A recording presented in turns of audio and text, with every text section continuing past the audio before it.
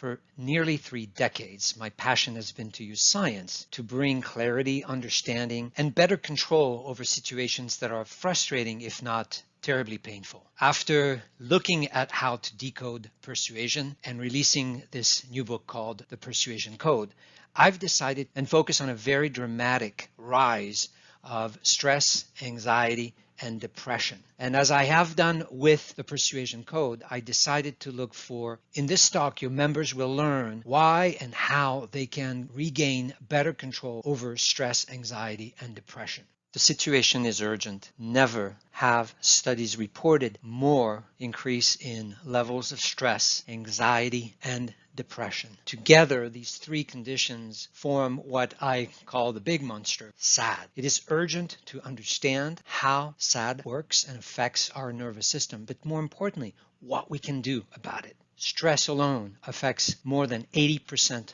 of the American population today. Of course, the disruption and the stress is largely created by the pandemic. But there are other factors. Understanding and predicting the future has become so much harder, and it's stressful to people. Anxiety is also a condition that affects millions of people. And finally, while those two conditions do coexist often, they may contribute to depression. And depression risks have never been so high as they are now. According to a recent study, 27% of the American population reports moderate to severe depressive symptoms. Now, those numbers are, of course, scary, but the good news is there are emerging ways and techniques to fight back. That's what this talk is about. This talk is about bringing neuroscience to both understand and control the risks associated with those conditions and provide creative and tested solutions to lower your stress, to lower your anxiety,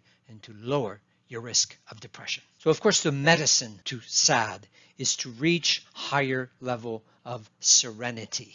Serenity is the ultimate state of calm and composure, and I've identified in a theory that there are three factors that are responsible for maintaining and raising our level of serenity. Number one, we need to look at our self and specifically traits that may contribute to responses that are not abnormal, but at least unhealthy. Number two, what can we do to use within our own nervous system fuel of our motivation, which happens to be the love that we can give ourselves, the self-compassion and self-love that needs to nourish our motivation to change and fight back. And finally, the creation and adoption of habits that are known to restore key neurotransmitters in our brain.